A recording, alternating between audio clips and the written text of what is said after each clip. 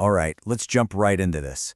We're looking at a fascinating projection of what conflict looked like for a major global power back in 2025. And here's the twist. It wasn't just one war.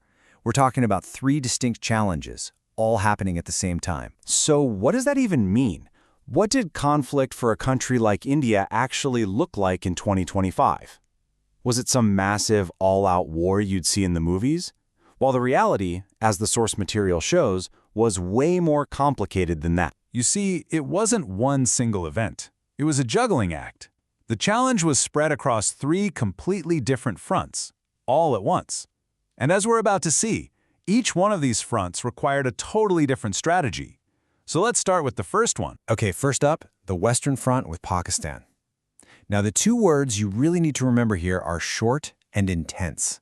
This wasn't some long, drawn-out war. It was more like a flash fire, a sharp, aggressive conflict that started fast and ended fast. And just look at how quickly this whole thing went down. It all kicks off in April 2025 with a terrorist attack in Pahalgam. The response was swift. We're talking missile and drone strikes hitting targets inside Pakistan.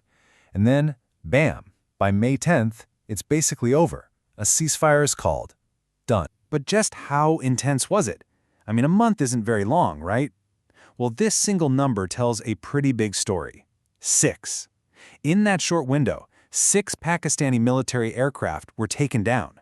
That's a huge deal, and it really shows you that even though it was brief, this was a serious, high-stakes military fight. Now, let's shift gears and look east, towards the border with Myanmar. If the fight with Pakistan was that flash fire we talked about, this operation was more like a surgeon's scalpel. It was precise, it was quick, and it was all driven by technology. The whole thing was just clinical. The target? Super specific. Insurgent hideouts for groups from India's northeast, located just across the border in Myanmar. The method? A single targeted drone attack in July. And the result was just as clean. The hideouts were destroyed. Mission accomplished. And again, one little number really highlights what this was all about. 3. That's how many insurgents were reported killed in the strike. Now think about that. On one front, we're talking about downing military jets. On this front, it's a count of 3. You can see the difference, right?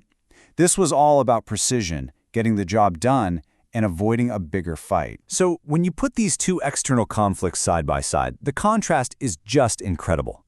The trigger for one was a major terrorist attack. For the other, it was ongoing insurgent activity. The response, a whole month of missile and drone strikes versus one single surgical drone strike. We're talking a full-on state-level conflict versus a targeted counterinsurgency op. It's like they were using two completely different rulebooks. But here's the thing. The most complex, maybe the most draining challenge of all, wasn't even external. The third front was right at home.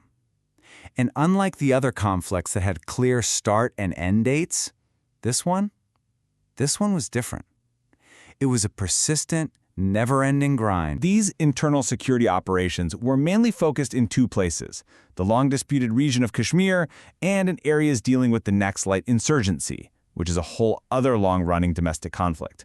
Both of these just constantly ate up resources and attention. You know, the source material uses this one Hindi phrase that just says it all, Lagatar Suraksha Abhiyan. It translates to continuous security operations, and that word continuous is the key. While the other fronts had dates in April, May, and July, this one was just ongoing. It was the forever conflict. So, let's take a step back. When you put all three of these pieces together, the short, intense border war, the clean, surgical strike, and this endless internal struggle, what does it all tell us? What does this new picture of modern conflict actually reveal? Well, it gives us the single biggest takeaway. The challenge in 2025 wasn't one war. It was a multi-front conflict. And that's the new normal. It's this state of constantly managing totally different kinds of threats at the same time. You've got a conventional fight over here, a high-tech strike over there, and a grinding insurgency at home. It's a non-stop, really tough balancing act. And that leaves us with the big, lingering question that this 2025 scenario raises. As our technology gets better and better, making these clean, surgical strikes abroad seem easier, maybe even more attractive, How does a country balance that with the messy, expensive, and unending conflicts that are still raging at home? That right there, that's the strategic puzzle for any major power in our century.